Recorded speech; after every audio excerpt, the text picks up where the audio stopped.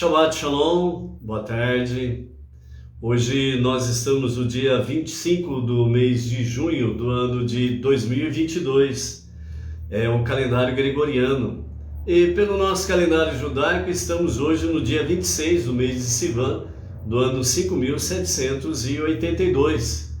Estamos aí em à tarde com a Torá. Hoje, no sétimo dia da semana, o sagrado dia do Shabbat, Então nós estamos aqui fora do nosso estúdio tradicional, por assim dizer, e aproveitando a hora do almoço, vamos sem demora, para podermos falar da nossa sétima aliá, mais mafitir, a leitura final, da nossa paraxá semanal, Shelach, envie, ou Shelach lecha, envie para ti mesmo, ou por si mesmo, que foi a consulta de Moshe para com Deus, se enviaria ou não os 12 espias, Então a nossa leitura de hoje, ela está no capítulo 15 do livro de Números, Bamidbar, e nós vamos do verso 27 até o verso 41, que é a sétima leitura, mas mafitir, a leitura final da nossa paraxá semanal, ok? Por estarmos aí no nosso horário de almoço, então de vez em quando a gente é obrigado a dar uma de pescoço de girafa, A gente tem que dar uma esticada para ver como que está no perímetro aqui, Para que possamos estar também atentos ao nosso trabalho secular, ok? Então, desculpem aí, de vez em quando a gente dar uma de pescoço de girafa e darmos uma olhada para o lado de fora aí, tá bom? Então a nossa aliá de hoje, capítulo 15 de Números, do verso 27 até o verso 41, nós estaremos concluindo a nossa paraxá semanal, A nossa paraxá semanal, que nós vimos aí no dia de ontem, principalmente as coisas relacionadas com a questão do Shabat e também sobre a Halá e a ligação com a questão da idolatria, Então vimos aí algumas coisas pertinentes ao sagrado dia do Shabat, bem como também a questão de separar a Halá, que é aquela porção, em torno de 30 gramas de massa, que forma a Halá, que é essa porção. Os pães em si são os pães especiais de Shabat, Então, os pães em si não são a própria Halá.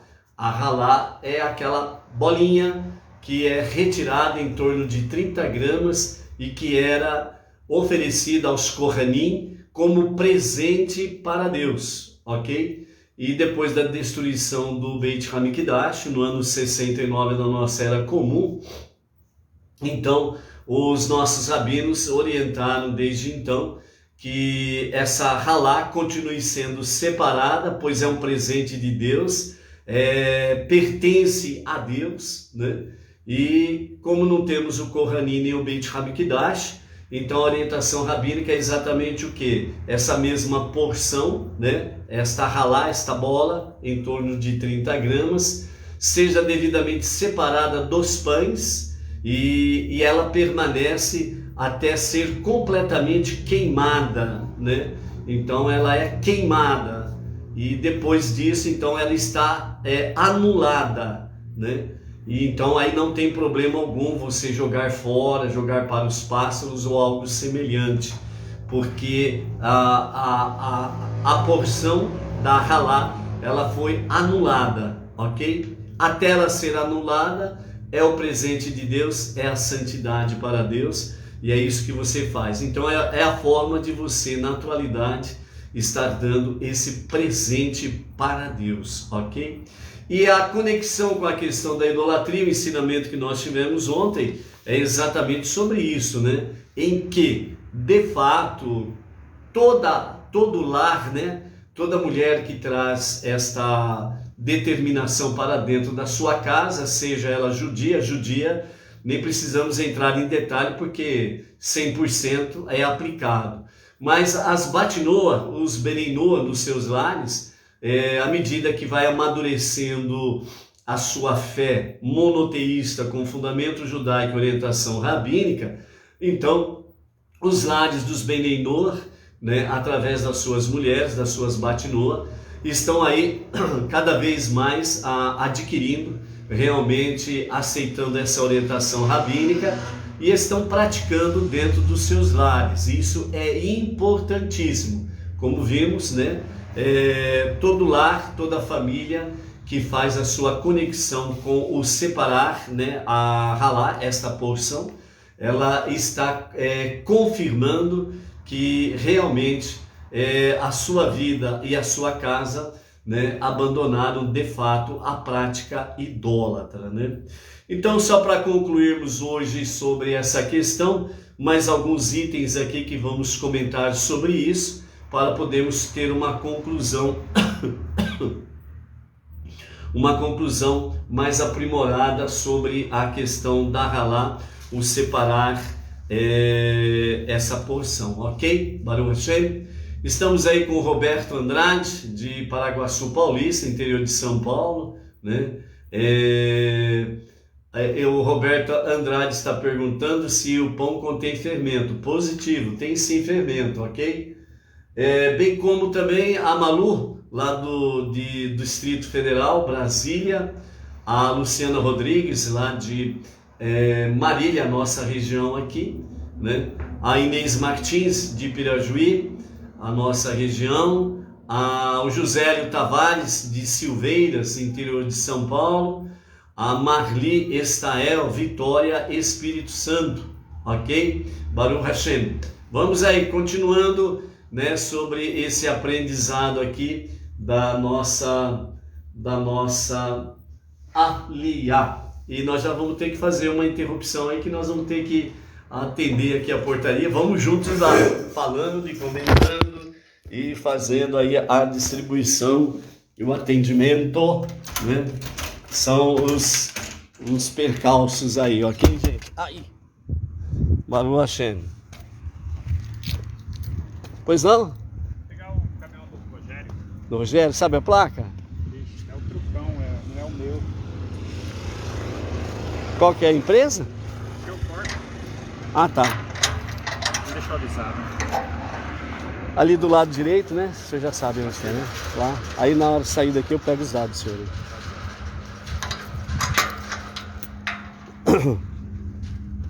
Baruch Hashem.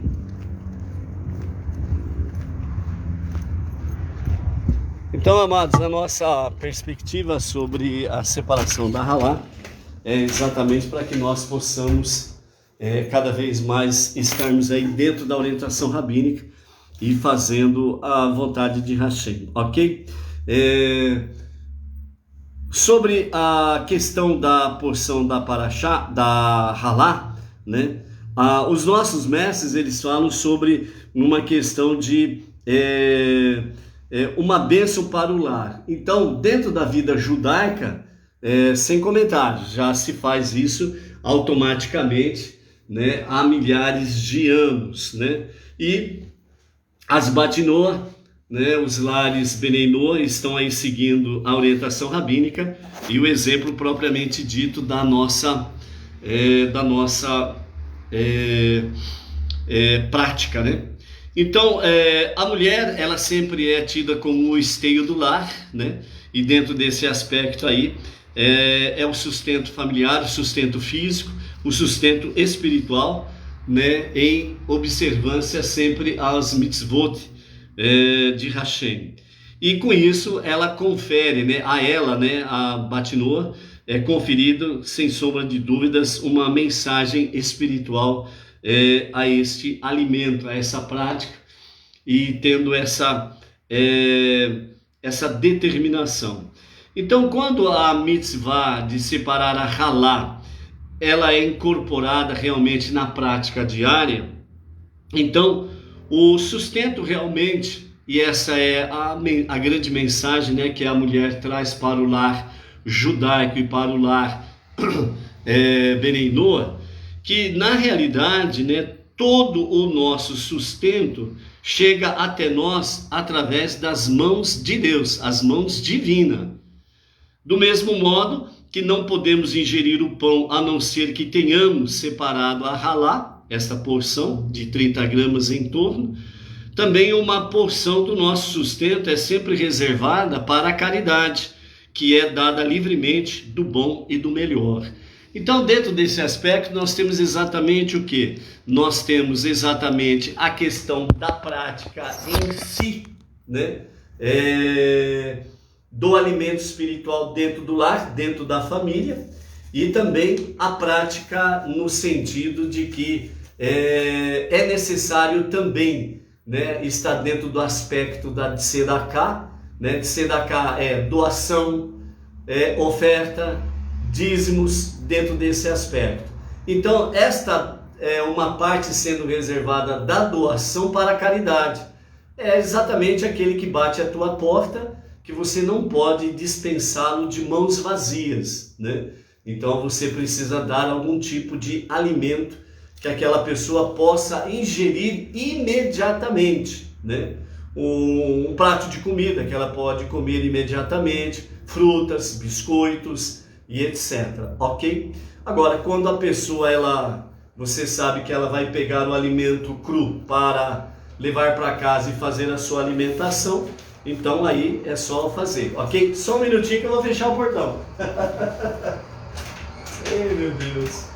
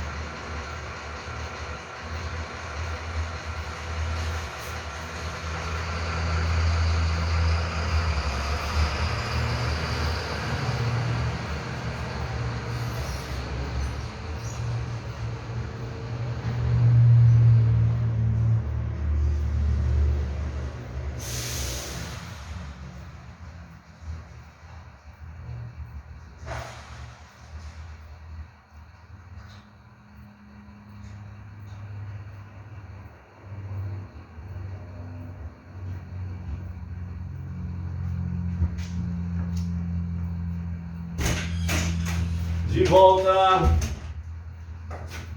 Baruch Hashem. São os espinhos do ofício, os ossos do ofício e companhia limitada, ok? Baruch Hashem.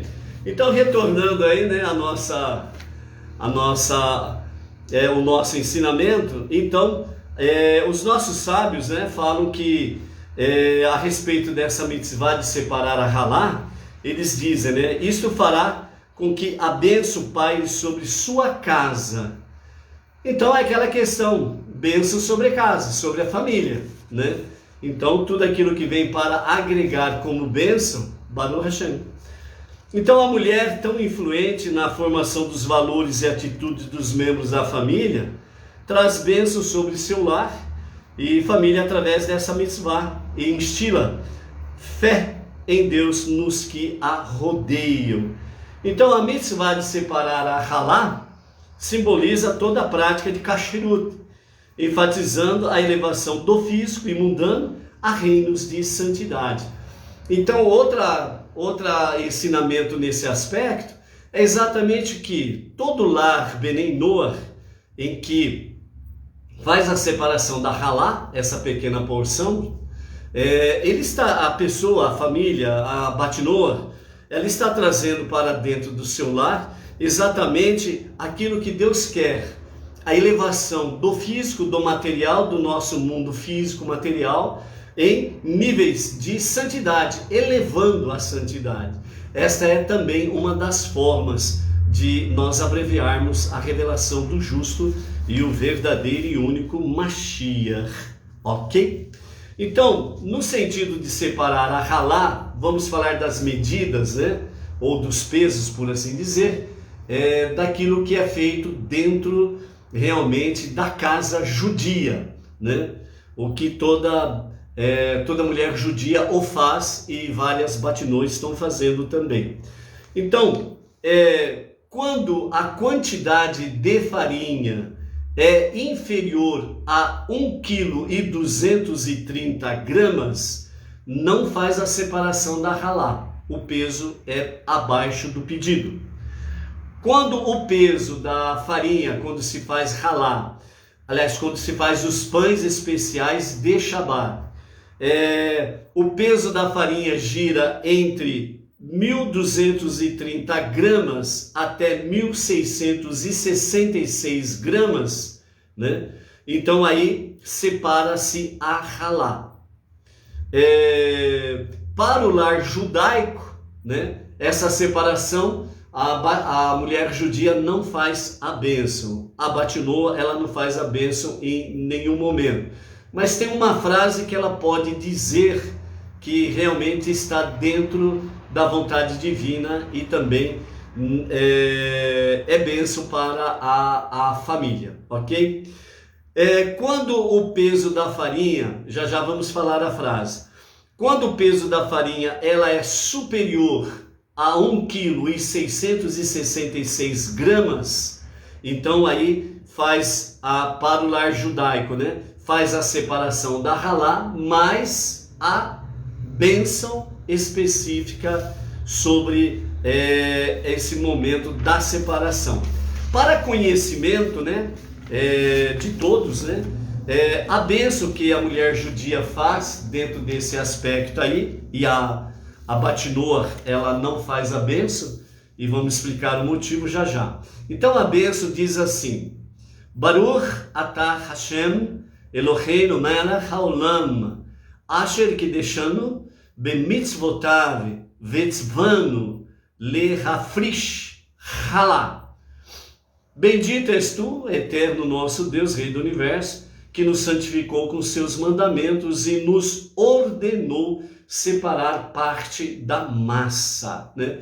Então, justamente por causa dessa palavra ordenou, no hebraico vetzvanu, né? É exatamente por isso que a batinoa não faz esta bênção. Porém, né, a batinoa, quando ela pega essa bolinha de massa, né, em torno de 28 a 30 gramas, né, então ela, quando separa essa bola de massa, que é a halá, esta é a halá, os pães são pães especiais do Shabat. Então, o que a batinoa pode falar nesse momento em que separa a halá? Então, ela pode dizer assim: Hare ze halá, Hare ze halá, que significa isto é halá. Então, a batinoa, ela pode de fato pronunciar esta frase, tanto no português ou no hebraico, as duas ao mesmo tempo também, ok? Então, Hare ze halá, isto é halá. Então, a batinoa, ela pode fazer isso. É até bom que faça isso, justamente para focar que essa porção que está tirando, separando, é a halá. A massa, ela vai fazer os pães especiais de Shabat.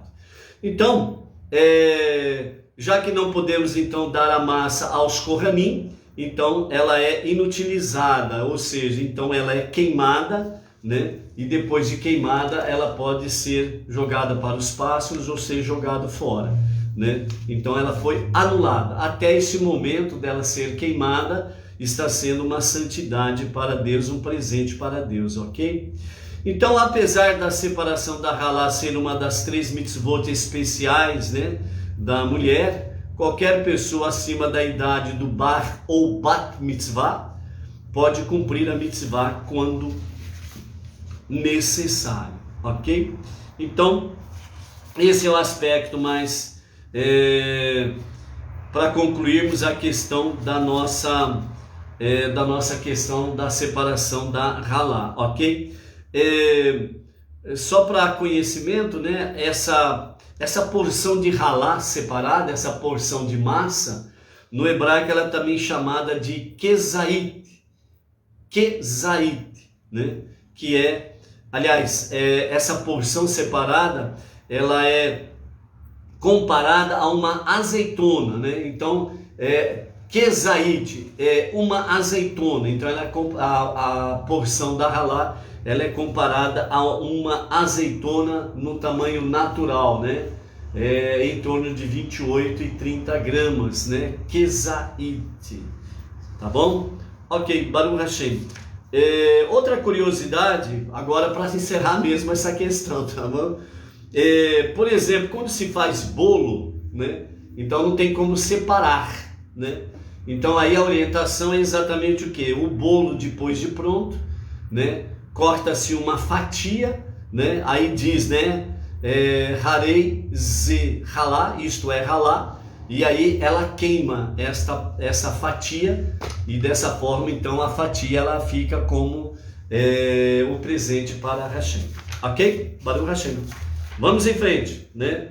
Então a nossa aliá específica de hoje, capítulo 15, né? Do verso 27 até o 41, é o encerramento da nossa paraxá da nossa semana. Então nós temos aqui a oferenda, né, por idolatria pessoal inadvertida. Temos aí a primeira profanação, né, do Shabat, né, que é o versos 32 até o verso 36. E encerrando nós temos aí a questão sobre o tzitzit, né, as franjas, né, do verso 37 ao 41. Então vamos ver a correlação que nós temos dentro desse aspecto aqui. Então, segundo o ensinamento racídico, né, o ensinamento dos nossos sábios, da Hassidut, então eles dizem qual é a relação entre idolatria, o catador de gravetos, né, que é a primeira profanação do Shabat, e o pecado dos espiões. Então vamos ver lá. Primeiro, os três aspectos em si, os três estão conectados sobre a questão do pensamento e da fala. Então não esqueça desse detalhe, pensamento e fala. Então, a primeira questão, idolatria, a fé é tão forte que possibilita refrear-se de qualquer tipo de ato contrário à fé em um único Deus, tal como se curvar para um ídolo, muito embora ele não creia nele de forma alguma. Enquanto idolatria é um pecado de crença inferior, a Torá, no entanto, proíbe até mesmo um ato falso de idolatria, desprovido de qualquer crença interior, mesmo que para salvar a vida de alguém sob coação. Então, é idolatria de qualquer forma, certo?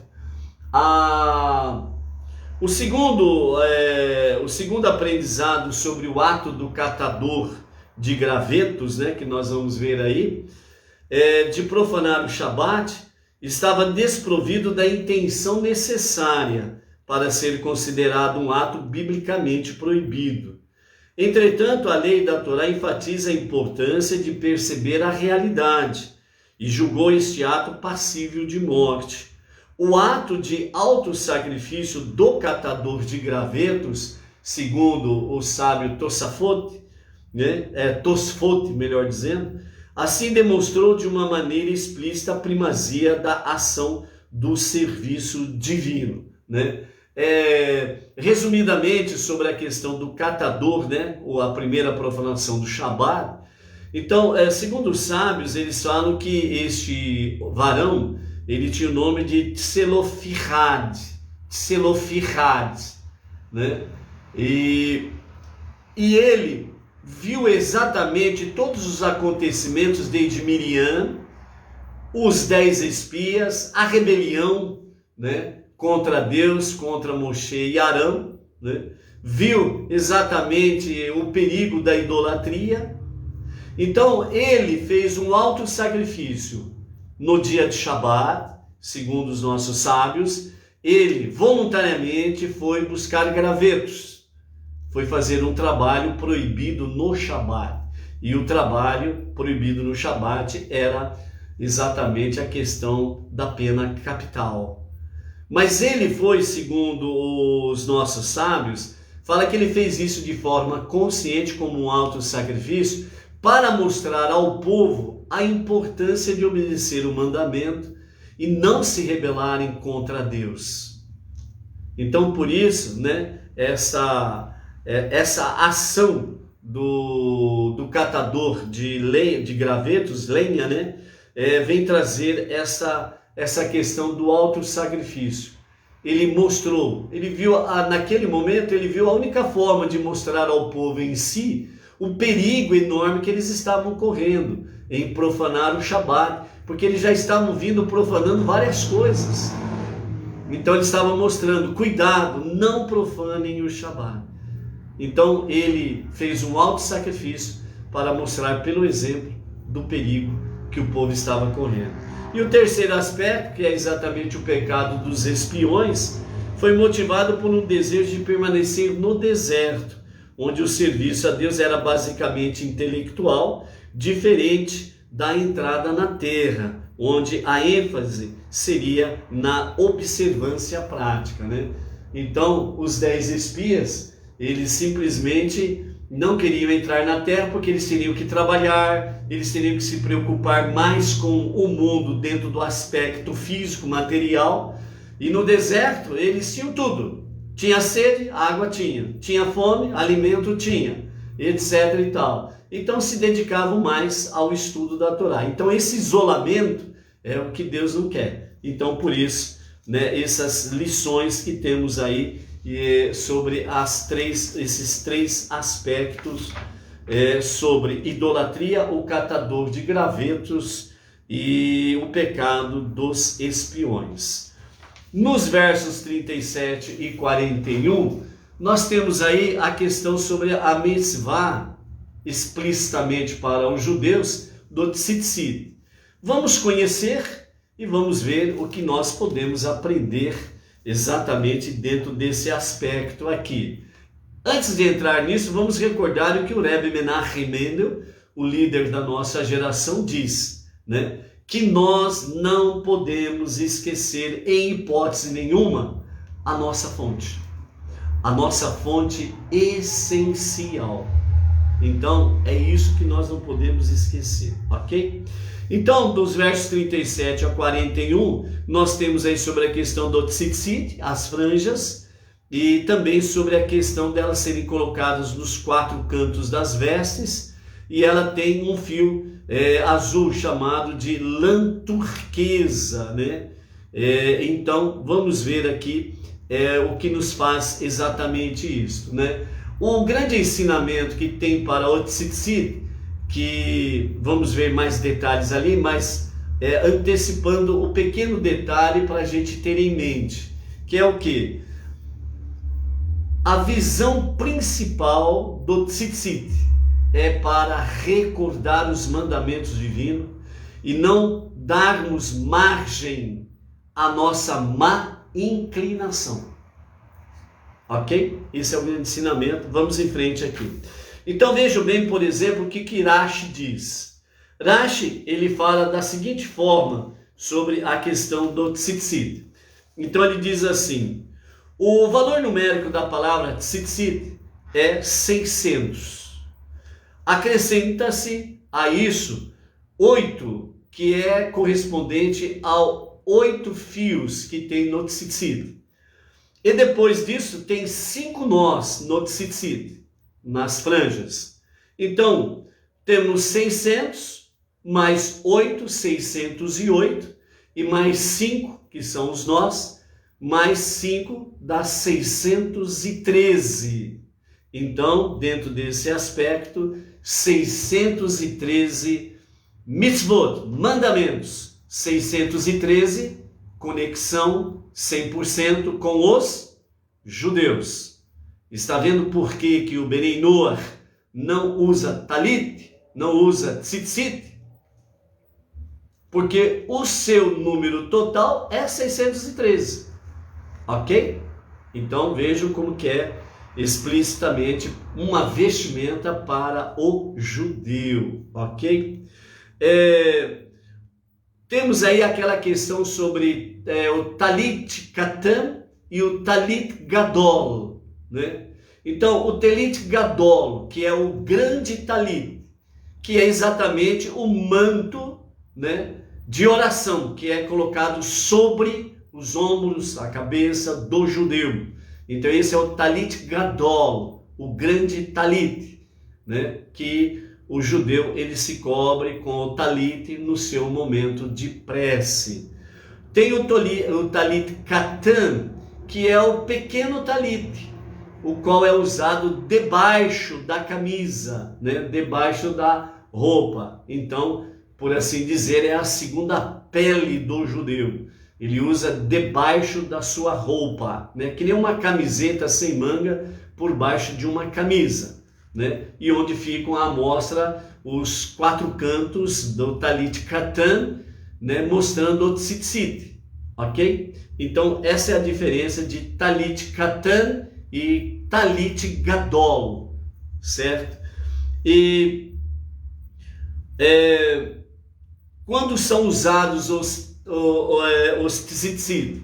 Então, segundo o Shulchan Aruch, né, não há obrigação de usar talit à noite, né? As palavras que estão inseridas, né, no verso aqui 38, que diz, né, colocarão o fio de lã turquesa no tzitzit, né, para quando vocês ouvirem, né, o verso 39, e este será seu tzitzit, quando vocês ouvirem, vocês se lembrarão realmente de todos os mandamentos, assim diz o Eterno, né? Então, Shulchan Aruch fala que não há obrigação de usar à noite, por causa disso, ver, isso significa ver com a luz do dia, né? Então por isso que não tem a obrigação de usar à noite, que é um período de escuridão. Enquanto que Arizal, ele diz que a pessoa deve inclusive dormir com o talit katan, o talit menor, que é usado debaixo da camisa, né? Então na visão de Arizal, né, o judeu ele deve dormir com o talit katan, ok? O que nós vemos muito por aí? Movimentos, né, que se intitulam aí, né, movimentos messiânicos adversos e vários movimentos evangélicos adversos também, que estão aí, né, dentro de um certo aspecto, né, usando vestimentas de talit. E por incrível que pareça, muitos deles usam o tal de fio azul, né, que tem aí um fio azul que tem uma coloração de turquesa. Porém, o mundo judaico em si não usa o fio azul. Vamos ver por quê.